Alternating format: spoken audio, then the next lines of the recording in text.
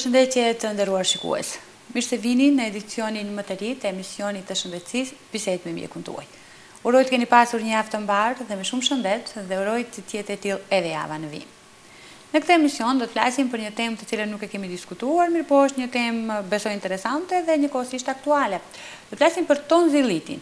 Çfarë në fakt janë tonzillet, çfarë organesh janë që njihen ndryshe në popullatët dhe si bajamet, çfarë ndodh nëse kemi infeksionin e tyre, çfarë ndodh nëse arrin ato që të sëmuren, a do të thotë kjo që duhet patjetër që të kemi heqjen e tyre, cili është roli dhe funksioni që kanë ato në organizëm, çfarë ndodh nëse kemi heqjen e këtyre bajameve, në fakt çfarë ndodh me pikërisht organizmin tonë të përgjithshëm. Do të flasim në këtë emision në lidhje me ato se cilët janë shenjat klinike apo pasqyra klinike me çfarë karakterizohet nëse kemi tonzilit, gjithashtu edhe trajtimi, po është e rëndësishme të diskutohet më tepër edhe në lidhje me preventivën apo masat të cilët duhet të ndërmerren paraprakisht që të mos vi deri në paraqitjen e këtyre infeksioneve. Për këto dhe shumë çështje të tjera, ne sot do të flasim në lidhje me temën në fjalë, me të ftuarin në studio. Është privilegj që të kemi të ftuar në emisionin ton Mjekun Shaqir Zylbehari. Përshëndetje edhe mirë se na erdhat. Mirëdita dhe mirë se gjetë. Do dëshiroja të fillonin të flasim në lidhje me organet fillimisht, pra tonzillet, çfarë organesh paraqesin dhe cili është ndërtimi histologjik, besoj histologjia ka më tepër rëndësi, apo ndërtimi i indeve të këtyre organeve. Kryesisht domethënë tonzillet janë një masë e indit limfoid, të cilët janë të vendosura në të dyja anet e fytit, pra orofaring, dhe kryesisht bëjnë pjesë në unazën limfoide të valdejerit. Kryesisht domethënë këta si organe apo si organi domethënë luajnë një funksion mjaft të rëndësishëm në mbrojtjen e organizmit. Zakonisht domethënë marrin pjesë në sistemin imunologjik mbrojtës të organizmit. Tonzillet duke i pasur parasysh domethënë vendosjen e tyre strategjike, e cila është e vendosur në pjesën hyrëse të sistemit respirator dhe atij tretës, zakonisht ata janë në vazhdueshmëri me agjensa të cilët me agjensa të huaj, të cilët futen në organizëm të njerëzit nga jashtë, qoftë nga aktet gjatë të frymëmarrjes, po ashtu domethënë edhe si pasojë e mikroorganizmave të shumta të cilët të gjenden në gojë. Kryesisht ata nuk lejojnë që agjensat patogjen të futen në brendi të organizmit. Si pasojë e kësaj, domethënë të kontaktit të vazhdueshëm të tyre me agjensat patogjen, ata janë edhe të prirura shpesh për të infektuar.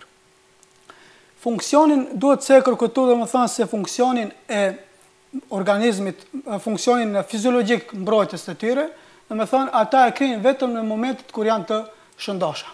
Domethënë në periudhat të cilet ato kalojnë, janë të smura apo kalojnë në kronicitet, atëherë ata më nuk kanë funksionin mbrojtjes në organizëm, por ata më janë edhe patogjene për vetë organizmin e njerëzit. Duke pasur parasysh ndërtimin apo indin e shëndosh i tonzilit, i cili ka një ndërtim karakteristik dhe është i lidhur ngushtë funksioni i saj me përmbajtjen histologjike, e cila domethënë histologjikisht përmban rrjetin e indit bartës, ku në cilën janë të vendosura janë të vendosura domethënë elementet e sistemit retikuloendotelial, leukocitet dhe limfocitet. Kryesisht domethënë për këtë arsye kanë domethënë edhe funksionin mbrojtës. Prandaj domethënë duhet kemi mjaft kujdes tek tonzillet, në veçantë domethënë tek dhimbjet e fitit, gjithmonë duhet domethënë pasur kujdes dhe të paraqitemi domethënë tek mjeku e jo të trajtojmë domethënë në mënyrë vetjake, për arsye se shumë shpejt ata mund të kalojnë në kronicitet dhe më pas domethënë pasojat janë edhe më të mëdha tek pacientët. Megjithëse përmendëm tonzilitin, çfarë në fakt paraqet tonziliti? Tonziliti kryesisht, siç e përmendëm lart, ata janë vazhdueshmërisht domethënë në kontakt me agjentët patogjen. Dhe kjo domethënë shkakton një infeksion të tonzileve. Pra, tonziliti paraqet infeksion i tonzileve apo i bajameve. Ekzistojnë disa lloje të tonzilitit, mund të na flisni pak për këto lloje dhe dallimin në mes të këtyre dy llojeve, domethënë nëse bëjmë një krahasim në mes tyre. Kryesisht domethënë në bazë të simptomologjisë apo kohëzgjatjes së smundjes, tonzilitet mund të jenë akute, të cilët kanë një kohëzgjatje prej 7 deri më 10 ditë, pastaj mund të jetë rekurente, kur simptomatologjia e smundjes, domethënë përsëritet rishfaqet disa herë brenda vitit, dhe këto kronike, të cilët tonziliti kronik, i cili zgjat domethënë shqetësimet e tonzileve zgjasin më shumë se 3 javë. Kryesisht domethënë tonziliti akut, gjatë aktit të tij kalon nëpër disa stadie, kryesisht domethënë apo thon më shkurt edhe anginave.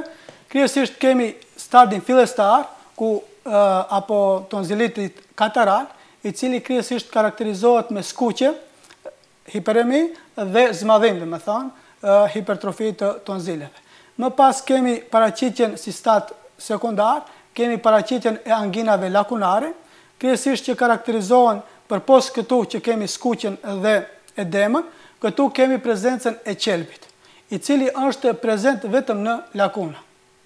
Më pas si stad i tretë, paraqiten anginat konfluente, të cilët janë për dallim nga anginat lakunare. Këtu prezenca e qelbit nuk është vetëm në laguna, por e prek edhe një pjesë të madhe të tonzileve. Si stad tjetër, kemi anginën folikulare, e cila kryesisht karakterizohet me paraqitjen e folikujve inflamator të tonzileve, dhe po ashtu kemi edhe edem dhe skuqe, simptomat të cilët i lartë përmenëm.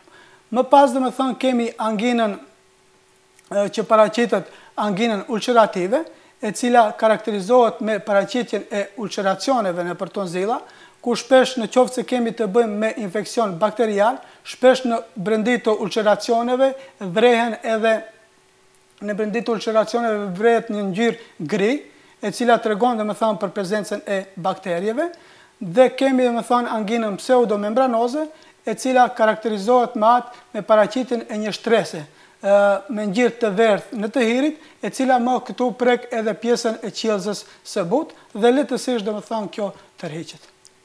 Meqense folëm për llojet e tonzilitit, unë dëshiroja pak të ndalem edhe tek shkaktarët. Kush në fakt e shkakton paraqitjen e tonzilitit, cila është etiologjia, dhe si vjen nga paraqitja, nga depërtimi i shkaktarit për të shkaktuar pikërisht këtë infeksion, si pason më pastaj situata? Shikot, tonziliti shkaktohet nga shumë agjensë, mirë po shkaktarët kryesorë të cilët mund të shkaktojnë një tonzilit janë viruset dhe bakterit. Tonzilitet virale më së shumë të shkaktohen si nga adenoviruset, po ashtu dhe nga virusi Epstein-Barit, po ashtu nga virusi i parainfluencës dhe influencës, si dhe viruset koksikae, A dhe B dhe llojet të tjera të viruseve. Mirë po kemi edhe tonzilitit bakterial, i cili është më i rrallë, mirë po është një ndër infeksionet më të rënda, dhe duhet kemi me të vërtet këtu duhet qese kujdesi më i madh, për arsye se tek tonzilitet bakteriale mund të shkaktojnë edhe infeksionet tjera sekundare. Kryesisht prej bakterieve të cilët shkaktojnë më shumë të tonzilit janë streptokokët, në veçantë streptokoku beta hemolitik i grupit A, që paraqet edhe nga infeksionet bakteriale infeksionin më të shpeshtë dhe paraqitet në 20% të rasteve. Më pas shkaktohet edhe nga stafilokokët, pneumokokët dhe bakteriet të tjera. Prandaj duhet gjithmonë gjatë infeksioneve kur kemi të bajameve, më mirë është të paraqitemi tek mjeku dhe që të bëhet në diagnostifikim i saktë se me cilin lloj të tonzilitit kemi të bëjmë. Po, kjo është për sa i përket shkaktarëve. Po faktorët e jashtëm, le të themi, ftohja. Po ashtu ndryshimet klimatike kanë ndikim mjaft të madh tek tonzilitet, veçantë ndryshimet e ftohtit, të cilët paraqiten në ajër, më pas edhe çrregullimet duhet pacientët apo popullin e thonë më mirë se pacientët më vesh kur është i smur pacienti paraqitet, duhet kenë kujdes të mos rinë në vendet të izoluara, ku ajrosja e ajrit është e dobët, po ashtu edhe në vendet ku pihet duhani. Po, në ambientet të mbyllura konkretisht. Folëm për shkaktarët, folëm për faktorët, do më intereson të pak flasim për simptomatologjinë, meqense pak tek llojet përmendëm disa lloje të simptomeve apo shenjave që i karakterizojnë, me qëllim që ta bëjmë më qartë se për çfarë diagnoze kemi të bëjmë mbas të shenjave klinike, të cilët i paraqiten.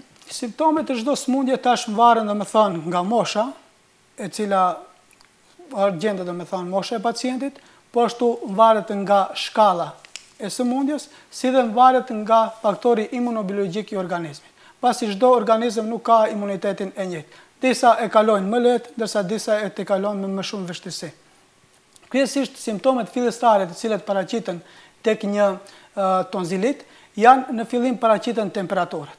Temperaturat janë të larta, tek tonzilitet virale temperaturat shkojnë deri 38.5 gradë Celsius, ndërsa tek ato bakteriale edhe mbi 39 gradë Celsius.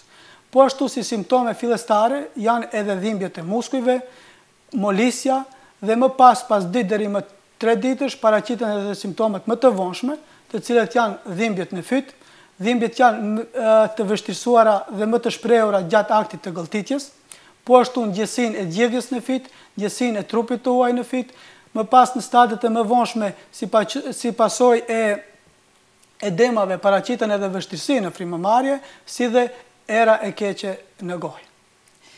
Si vendoset diagnoza, doktor, në bazë të cilave metoda ekzaminuese mund të diagnostikoni ju se kemi të bëjmë me një tonzilit? Diagnozat tash duhet përcaktohen një në bazë të shenjave klinike të pacientit. Më pas si diagnozë për diagnostifikim të smundjes përdoren domethënë edhe ekzaminimet klinike, siç është domethënë shiqimi, ku vrehen domethënë tek tonzilet me anë të orofaringoskopisë, vrehen domethënë tonzilet se çfarë ngjire kanë, madhësia e tonzileve, po ashtu në sipërfaqe të tonzileve kemi ulceracione, kemi prezencën e qelbit, të cilët flasin shumë për të përcaktuar domethënë edhe për llojin e shkaktarit. Po ashtu, domethënë krahas këtij ekzaminimi, si ekzaminime ndihmëse janë edhe ekzaminimet e palpacionit, ku bëhet palpimi i gjendrave submandibulare, ku këtu është domethënë si ekzaminim, si metodë tregon mund të bëjmë edhe një dallim se kemi të bëjmë me tonzilit viral apo ati bakterial, kryesisht tek tonzilitet virale, zakonisht gjatë palpacionit, njëtës limfatike submandibulare, dhe me thënë mund të mos palpohen, mund të mos jenë prezente, apo në qoftë se janë prezente, ato palpohen, mirë po nuk janë të dhimbshme. Për dallim nga ato bakteriale, tek të cilat dhe me thënë janë prezente dhe janë të dhimbshme. Si metoda tjetër, e cila është më efikase për diagnostifikim të sëmundjes, janë edhe strishoja e fytit, apo brisi, ku me këtë metodë përcaktojmë edhe shkaktarin, i cili ka shkaktuar infeksionin, ku krahas kësaj metode, me thënë, kemi edhe metodat si analizave laboratorike, ku kemi prezencën brenda, me thënë, në analizat laboratorike kemi rritjen e sedimentit, po ashtu kemi një leukocitos, apo rritjen e qelizave të bardha, respektivisht mbrojtëse të organizmit të gjakut, dhe po ashtu dhe me thënë një metodë tek analizat laboratorike që në ndihmon se kemi të bëjmë me një infekcion viral apo bakterial, janë dhe me thënë edhe vlerat e CRP-s, ku vlerat e CRP-s të rritura tregojnë se kemi të bëjmë me një infekcion bakterial, pasi që vetëm bakteriet janë të prirura të shkaktojnë ndryshimin e vlerat e CRP-s, të rrisin vlerat e CRP-s, ndërsa tek ata virale, respektivisht dhe me thënë,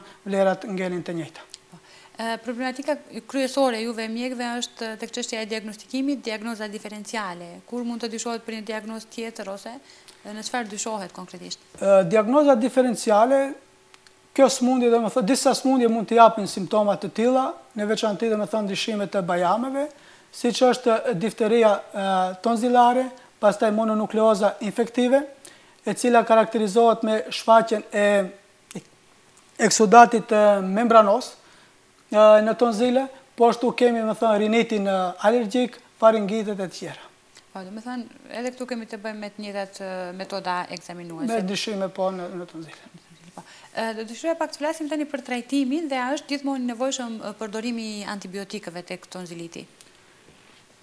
Gjithmonë duhet, do me thënë, pasur kujdes tek trajtimi. Pasi që trajtimi i gabuar mund të shkojë, do me thënë, deri në kronicitet të smundjes. Në qoftë se smundja shkon në kronicitet, atëherë dhe me thënë pasojat janë shumë më të mëdha.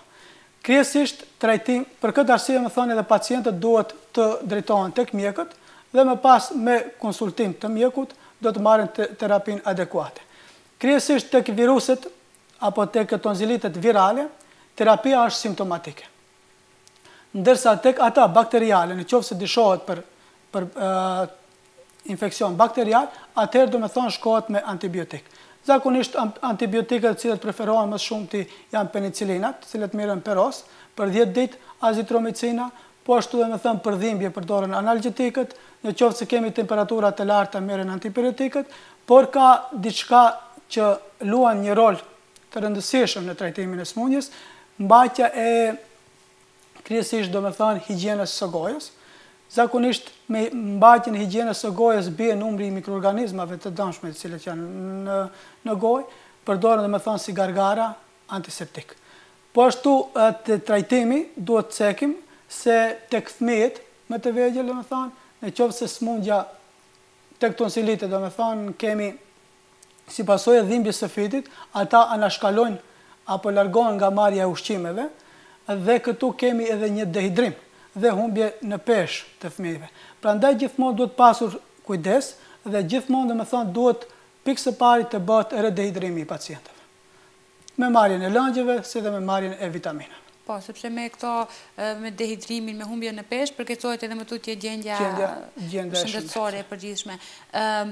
Jemi mësuar zakonisht për paksa si tradicionale në popullatën tonë që paraqitemi tek mjeku vetëm atëherë kur kemi dhimbje ose kur simptomet tani më vetëm janë evidente. Çfarë në qoftë se pacienti paraqitet vonë tek mjeku, çfarë në qoftë se nuk e ka trajtimin e duhur, domethënë, cilat mund të jenë pasojat nga mos trajtimi i duhur dhe në kohë i tonzilitit? Shiko, tek tonzilitet, me thonë, në qoftë se nuk trajtohen si duhet tonzilitet, mund të shkaktojnë një sër ndërlikimesh tjera. Pasi që, siç theksuam më lart, vetëm tonzili i shëndosh, kur e krijon funksionin mbrojtës të organizmit. Në raste kur indi limfoidi i tonzilit shndrohet në ind të fibrogen, dhe kryesisht kemi një sër bërthamash të qelbezuara, qelbin, prezencën e qelbit, ulceracioneve, atëherë më tonzilet nuk e krijon funksionin e tyre, mbrojtës, mirë po këtë rast bën edhe si port hyrëse e shumë mikroorganizmave të tjera. Për këtë arsye, në qoftë se nuk trajtohet si duhet, me thënë mund të shkaktojnë edhe shumë ndërlikimet e tjera, si shumë smundje tjera sekundare, po ashtu dhe me thënë edhe ato lokale, si absceset peritonzilare, më pas kemi absceset retrofaringiale, po ashtu në qoftë se bakteret kalojnë në qarkullim nëpërmjet vendeve të dëmtuara të tonzileve, shumë lehtë kalojnë domethënë në enet e gjakut dhe enet limfatike dhe shpesh domethënë si pasojë e kësaj kemi edhe paraqitjen e infeksioneve më të rënda, smundjeve më të rënda siç janë erthet reumatike, glomerulonefritit akut apo artritet dhe smundje tjera si meningjitit. Si duhet të veprohet në rastet kronike dhe kur duhet të shkohet drejt ndërhyrjeve për heqjen e tonzileve? Siç e theksuam më lart, domethënë kur smundja kalon në kronicitet dhe gjithmonë duhet tentuar që smundja mos kalojë në kronicitet.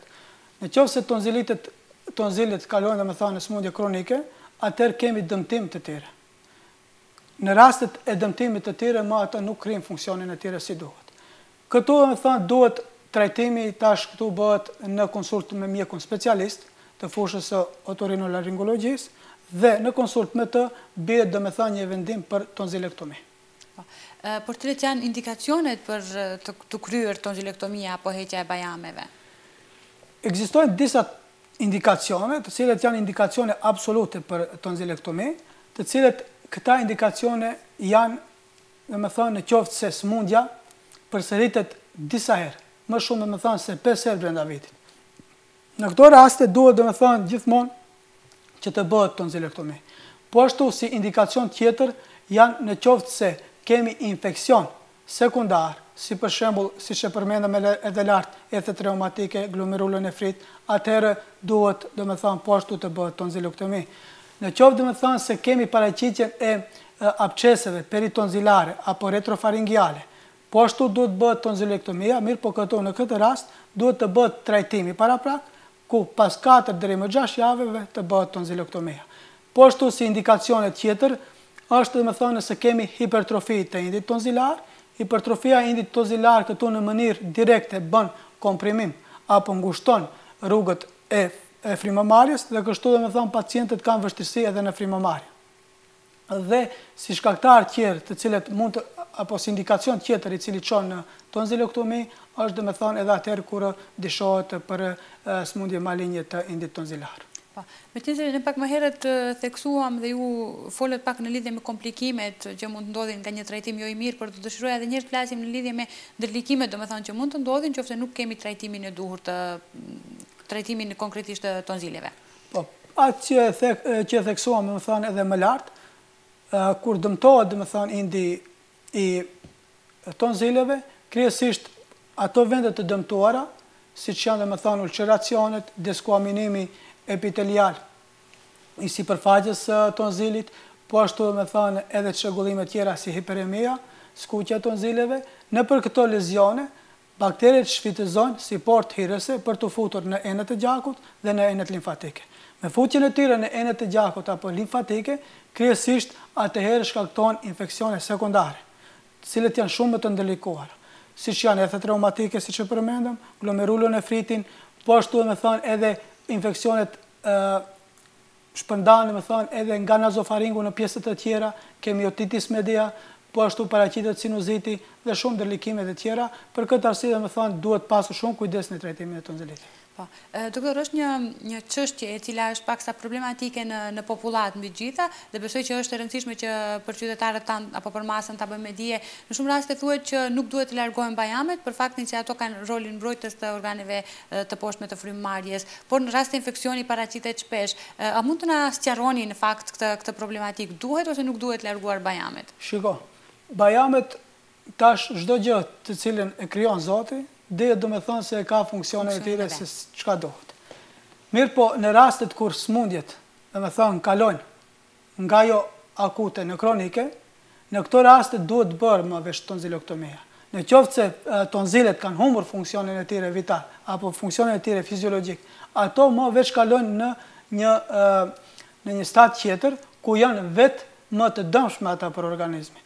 Për këtë arsye, do me thonë, në qoftë se mjeku specialist i fushës otorinolaringologjisë, preferon dhe me thonë që të bëhet tonzilektomia, atër në këtë rast dhe me thonë duhet të bëhet, për arsye se është në dobi të pacientit dhe jo në dëm. Do dëshiroja pak të flasim edhe në lidhje me çështjen e, do me thonë, le të themi është kryer operacioni, është kryer intervenimi në fakt dhe janë larguar bajamet, është kryer tonzilektomia. Çfarë kujdesi duhet të ketë pas operacionit tek këto pacientë? Tek këto pacientë, me thonë, pas operacionit, pacientët rrinë, dhe me thonë, të shtrirë, për 2 deri më 3 ditë, zakonisht marrin ushqime të buta, ushqime të lagëta dhe të vakta. Më pas 2 deri më 3 ditësh ata, do me thonë, mund të lëshohen, mirë po pas me ushqim normal, do me thonë, fillohet pas 7 ditësh, ndërsa pas 2 javësh, pacientët mund të kthehen jetës së përditshme, punës apo shkollës, po ashtu pas operacionit paraqiten edhe dhimbje, të cilet këta dhimbje ndalen me marrjen e analgjetikëve. Në qoftë se kemi temperatura të shprehura, me thonë temperatura të larta, atëherë duhet jepen antibiotik. Shumë shpesh do me thonë ndodh që të kemi gjakosje, të cilet gjakosje mund të paraqiten më njëherë pas operacionit, apo mund të paraqiten edhe pas disa ditëve. Ku ndërperja apo hemostaza, këtu nuk me anë të terapisë, do me thonë nuk është shumë, zakonisht nuk është e sukseshme. Këtu preferohet, dhe me thonë, të bëhet ligaturë nëse gjakut, apo të bëhet, dhe me thonë, kompresion me mbi vendin, dhe me thonë të. Dhe cilat do të ishte porosia juaj për këto pacientë të cilët kanë një problematik të tillë, apo për njerëzit të cilët kanë probleme të tilla, dhe njëkohësisht porosia juaj për ata të cilët pasi i kanë larguar, le të themi, bajamet, apo pasi që janë në procesin për e mendojnë në fakt që të largojnë bajamet e tyre, si rezultat infeksioneve, çfarë do i kishi porositur në fakt, çfarë duhet të kemi parasysh? Pacientët këtu tash të cilët vuajnë nga tonzilet, kanë, dhe me thonë, tonzilit akut dhe të cilët e dinë, ata, dhe me thonë, duhet gjithmonë të kenë kujdes. Si që theksuar më lartë, veçanti, dhe me thonë, nga mënyra se si jetojnë ata. Një, dhe me thonë, pikë së pari duhet të mbahet një higien orale, higien e gojës. Për arsye se me mbajtjen e higjienës, normalisht bëjnë edhe numrat e mikroorganizmave patogjen në gojë. Po ashtu, dhe me thonë, një nga faktorët tjerë, veçanti në këto periudhën vjesht dimër, kur numri i infeksioneve virale, gripat janë, dhe me thonë, shumë më të shprehura, duhet të kenë, dhe me thonë, kujdes të mos rrinë në përvendet ku gjenden shumë njerëz, për arsye se infeksioni shumë lehtë tash kalon prej një pacientit në një pacient tjetër, prej një person në një person tjetër, dhe kështu dhe me thonë që gjendja vështirësohet shumë më lehtë të këta pacient. Po ashtu duhet dhe me thonë që të marrin ushqime sa më të shëndetshme, të marrin lëngje dhe dhe me thonë të kenë kujdes që smundja të mos kalojë në kronicitet. Gjithmonë dhe me thonë pas smundjes të paraqiten, pas simptomave të paraqiten të mjeku dhe me terapinë të cilën nuk këshillon mjeku, duhet dhe me thonë që të mjekohen. Dërsa tek pacientët të cilët kanë më të larguar tonzilektomi, këta pacientë dhe me thonë duhet të kenë më shumë kujdes, për arsye se, siç e theksuam më lart, funksioni i tyre ka qenë mbrojtës. Me thonë, ata kanë qenë bariera, të cilët i kanë penguar mikroorganizmat të kalojnë nga ambienti i jashtëm në rrugët e poshtme të frymëmarrjes, apo në mushki, apo dhe në organet e tjera. Kështu që ata e kanë si mungesë këtë, dhe infeksioni shumë më lehtë, dhe me thonë, do të kalojë në rrugët e poshtme të frymëmarrjes, në mushki apo në organet tjera, prandaj dhe me thonë edhe kujdesi duhet të jetë më i madh tek këta. Po, me që folëm për kujdesin që të mos vidheni në progredimin e sëmundjes apo paraqitjen në fazat tjera të sëmundjes, cila do të ishte porosia juaj për të gjithë qytetarët, le të themi që të mos kemi paraqitjen e sëmundjeve. Këtë rast nuk flasim vetëm për temën në fjalë, domethënë që theksuam deri më tani për tonzilitin, por në përgjithësi sepse këtë kemi si tradicionale në emisionet tona, në fund do të na duheshte ndonjë porosi, këshill apo ndonjë fjalë që do të na mundsonte një farë forme një jetë më të mirë, më cilësore, më të shëndetshme. Çdo mjek dëshiron që populli dhe me thënë të jetë sa më i shëndetshëm. Sigurisht. Gjithmonë dhe me thënë edhe pacientët duhet që të ndëgjojnë këshillat e mjekëve për arsye se gjithmonë ata janë në dobitë e tyre. Gjithmonë pacientët duhet që të kenë kujdes një herë me marrjen e ushqimeve. Çfarë konsumojnë ata? Gjithmonë duhet shkuar të marrët ushqime sa më të freskëta, ushqime me pemët dhe perimet të konsumohen sa më shumë, të largohemi nga ushqimet që sot janë edhe tradicionale dhe shumica prej neve i përdorim, siç janë fast foodet, po ashtu edhe ushqimet e konservuara, duhet dhe me thënë të bëhet një jetë sa më e shëndetshme, të merremi me aktivitete sportive, pjesën më të madhe të kohës ta kalojmë në natyrë dhe jo nëpër kafene, ku pijen dhe me thënë lloj në mënyrë pasive, ne themi se nuk pijmë duhan, mirë, po në mënyrë pasive dhe gjithë e pijmë. Po ashtu dhe me thënë duhet që më shumë të rinë nëpër natyrë, se sa në për vendet të mbyllura dhe gjithmonë aktivitetet sportive të jenë me thënë primare për ta. Doktor, ne ju falenderojmë shumë që ndat nga Koha për të kontribuar kështu në adresë të shëndetit. Ju jemi shumë mirënjohës për kohën dhe kontributin e dhënë. Faleminderit edhe juve për ftesën dhe shpresoj të këta të jenë një këshill dhe të mundsojnë me thënë pacientëve apo popullit që të kenë kujdes sa më shumë. Faleminderit edhe një herë. Të nderuar shikues, do të ndjekim tani një material të përgatitur dhe rikthehemi në pjesën e fundit të emisionit për përmbylljen e emisionit.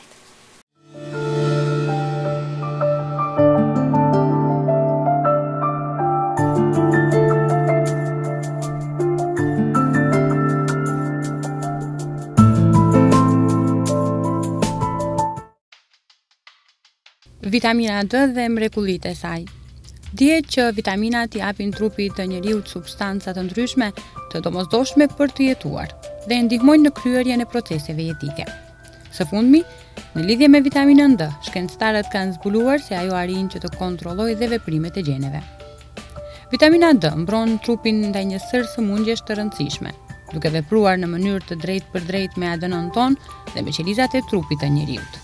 Ajo ka një efekt kontrolli ndaj gjeneve që përfshihen në sëmundje të tilla siç janë skleroza, diabeti dhe kanceri. Këto janë rezultatet e një studimi të fundit shkencor që nxjerrin në pah vlerën e kësaj vitamine të çmuar. Është hera e parë që shkencëtarët kanë gjetur fakte direkte në lidhje me vlerën e madhe të vitaminës D në organizëm, që ndryshe konsiderohet si vitamina e diellit.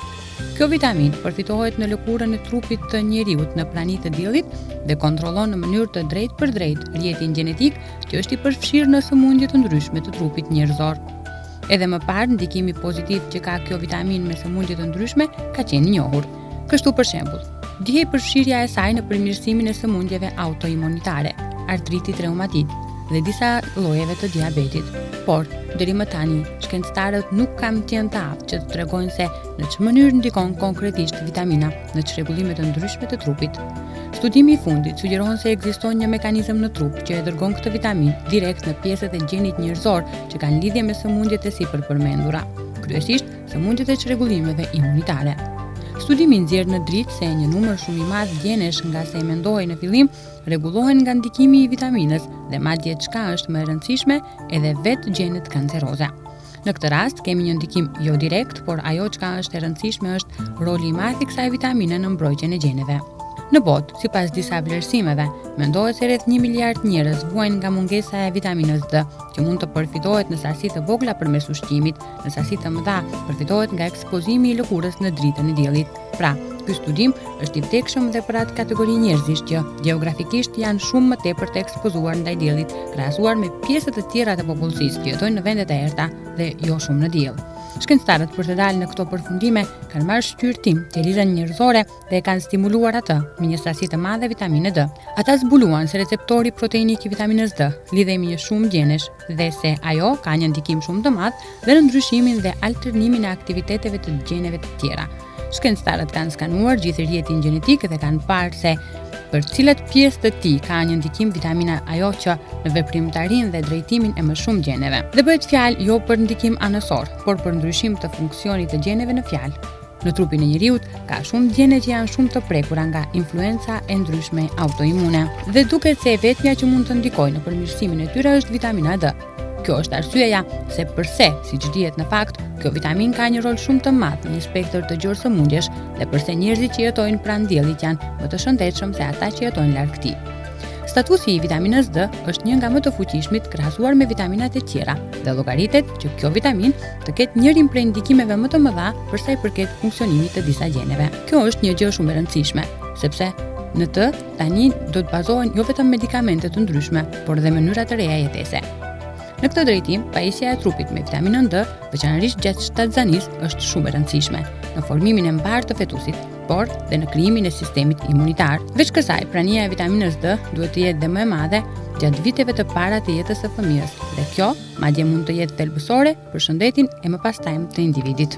Vitamina D përfitohet në mënyrë natyrore nga lëkura, por vetëm në pranitë e diellit. Rrezatimi diellor përmban rrezet ultraviolet, të cilët krijojnë një substancë të veçantë në lëkurë. Shëndrimi mund të bëhet në mëlçi dhe në veshka, dhe prej këtij të përfitohet edhe forma aktive e vitaminës D. Vitamina D gjithashtu është e pranishme edhe në sasi relativisht të mëdha dhe në produkte të detit dhe deri diku te veza. Deri më tani, mënyra më e mirë për të përfituar vitaminën D është ajo e kompozimit të trupit në diell.